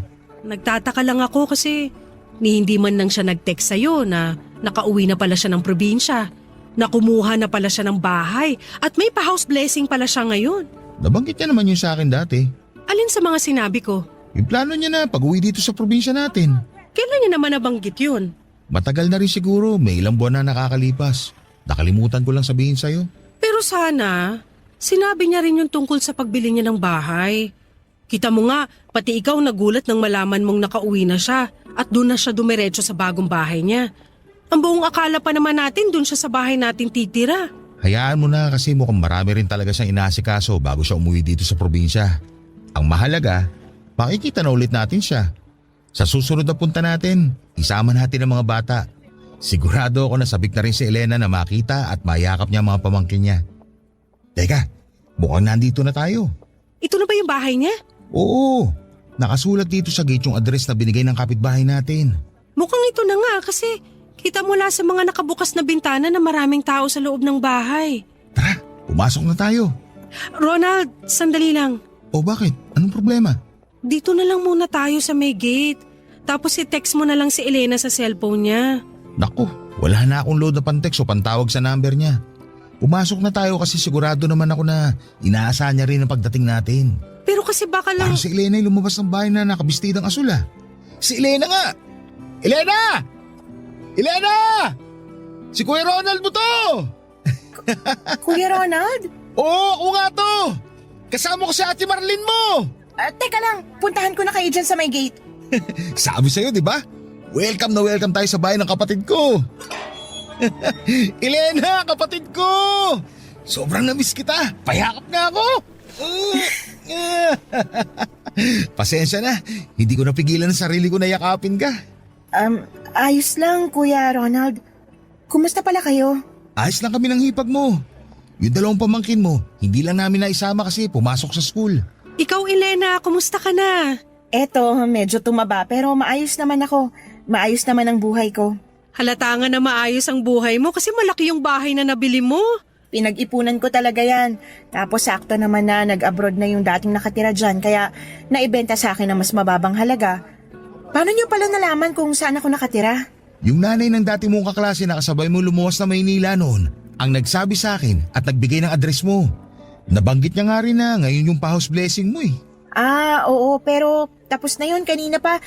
Pero kuya, Ate Marlene, pasensya na kung hindi ko muna kayo maiimbita sa loob ha. Bakit naman? Puro taga Maynila kasi ang mga bisita ko. Tsaka medyo magulo pa rin ang loob ng bahay. Sa ibang araw na lang kayo pumunta, ayos lang ba? Pero Ayos lang, Elena. Walang problema doon. Babalik na lang kami sa ibang araw. Tara na, Marlene. Umuwi na tayo at baka abutan tayo ng gabi sa daan. Papadudot matagal bago ako natutong gumamit ng cellphone noon. Pinilit kong pag-aralan yon nang makuha ko ang number ni Elena. Doon kami ulit nagkaroon ng komunikasyon pero bihira pa rin siyang mag-reply sa mga text ko. At mula nang mabalitaan kong umuwi na ng probinsya namin si Elena ay hindi na talaga ako mapakali. Sobrang sabik na kasi akong makita siya noon dahil ilang taon na rin akong walang naging balita sa kanya. Kaya naman hindi ko na napigilan ng sarili ko na puntahan siya sa address ng bagong bahay niya na nakuha ko. At nang makita ko siya, hindi ko na nga napigilan ang mayakap siya. Naramdaman ko na medyo nailang siya sa akin dahil syempre ilang taon na kaming hindi nagkita at magkasama. Kaya naman sinunod ko na lamang ang pakiusap niya na sa ibang araw na lamang kaming dumalaw sa kanya dahil may iba siyang bisita noon sa bahay nila. Pagkalipas nga ng 2 araw ay dumalaw ulit ako sa bahay ni Elena kasama si Marlene at ang panganay na anak namin. Pinatuloy kami ni Elena noon at pinagmeryenda pa nga ng ininit niyang spaghetti na natira pa yata noong handa sa house blessing na may kasamang soft drinks. Napakalaki talaga ng pinagbago ng itsura ng kapatid ko at masasabi ko na talagang umasenso na ang buhay niya. Dahil kompleto halos ang appliance sa loob ng bahay niya. Nagkamustahan kami at sinabi niya na doon na raw siya ulit sa probinsya namin maninirahan dahil balak niyang magtayo ng malaking grocery store. Nagulat din ako papadudot nang sabihin niya na kung papayag raw ako ay plano niyang pag-aralin ang panganay kong anak ng grade 4. Sasagutin niya lahat ng baon, gamit at kung ano paman ang kailangan ng anak ko. Nagdalawang isip ako pero sa huli ay pumayag ako sa gusto niyang mangyari. Maayos naman ang naging usapan namin na doon muna sa kanya titira ang anak ko kapalit ng pagpapaaral niya dito. Nakakadalaw pa kami sa kanya noong unang mga linggo at buwan. Hanggang sa isang araw na dumalaw ulit kami doon ni Marlene ay nagulat ako nang makita ko na hinahampas at sinasabunutan ng kapatid ko ang anak ko. Hindi po ako makapaniwala sa mga nakita namin. Kaagad kong hinila ang anak ko at sinabi kong mauna na siya sa sakay ng tricycle at doon na lamang kami hintayin ng nanay niya, Papa Dudut.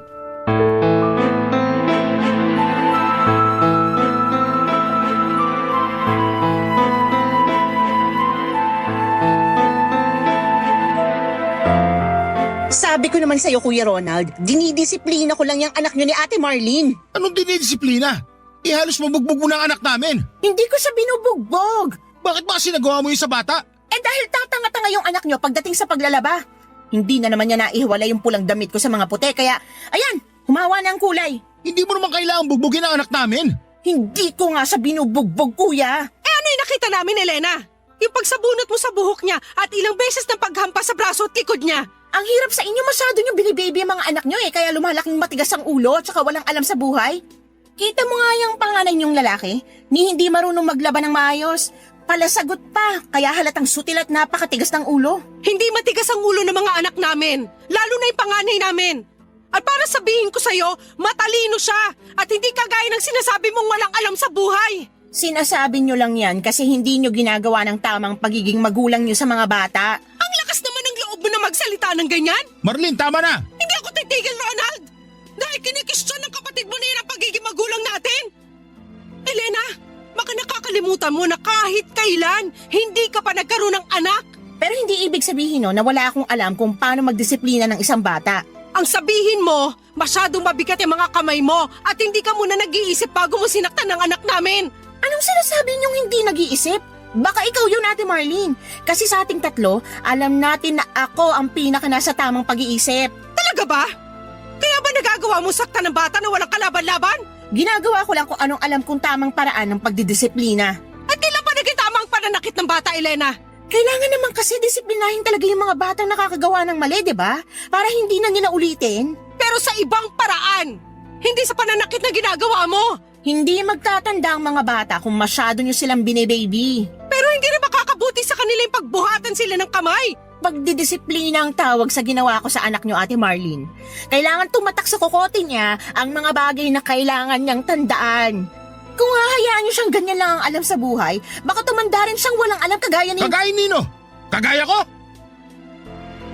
Bakit bigla ka na lang tumahimik, Elena? Ituloy mo yung gusto mo sabihin. Mabuti pa umalis na kayo. Hindi pa tayo tapos mag-usap. Kaya hindi kami aalis ni Marlene dito sa bakuran ng bahay mo.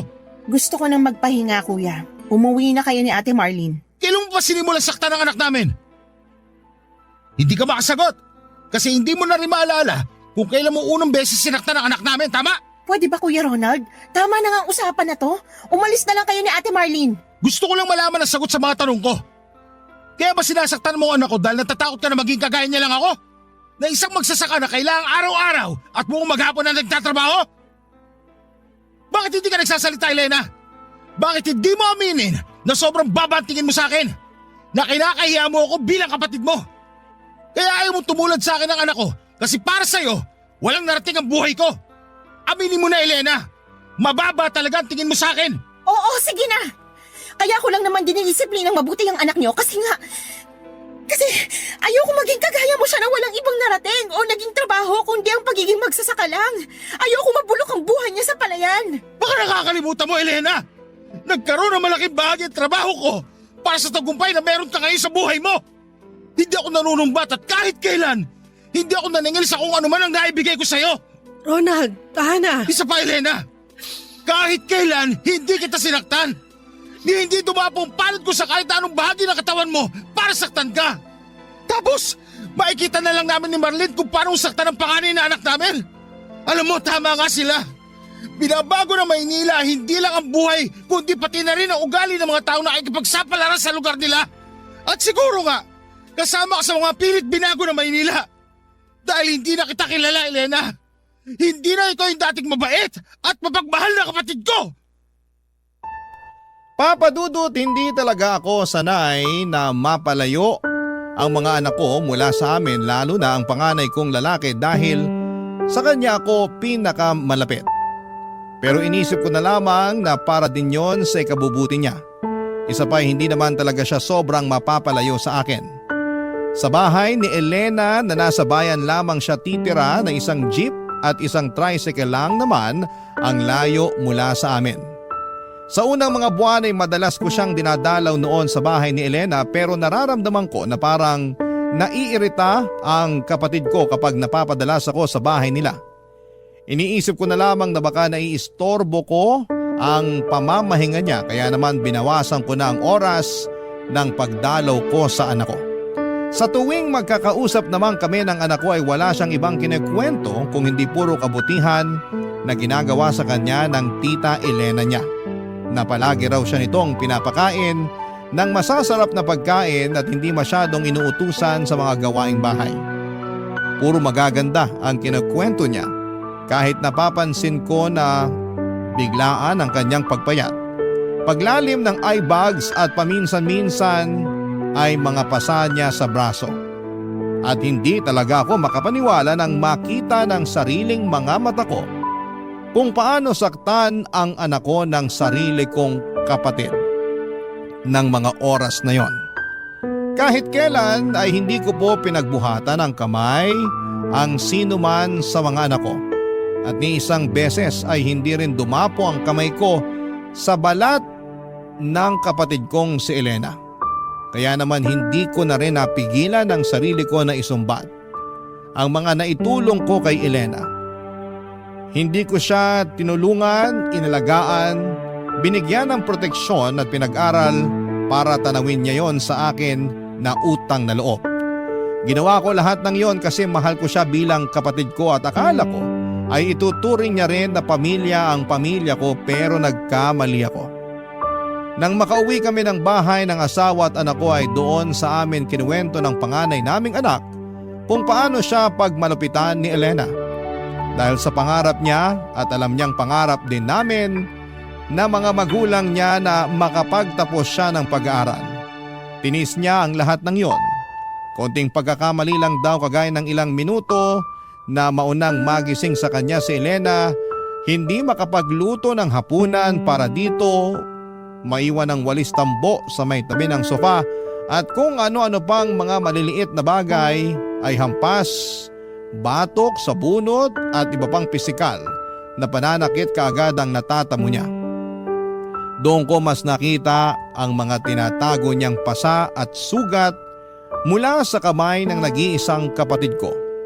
Triple ang naramdamang kong kirot nang dahil doon. Dahil kapatid ko pa mismo ang gumawa noon sa sariling anak ko.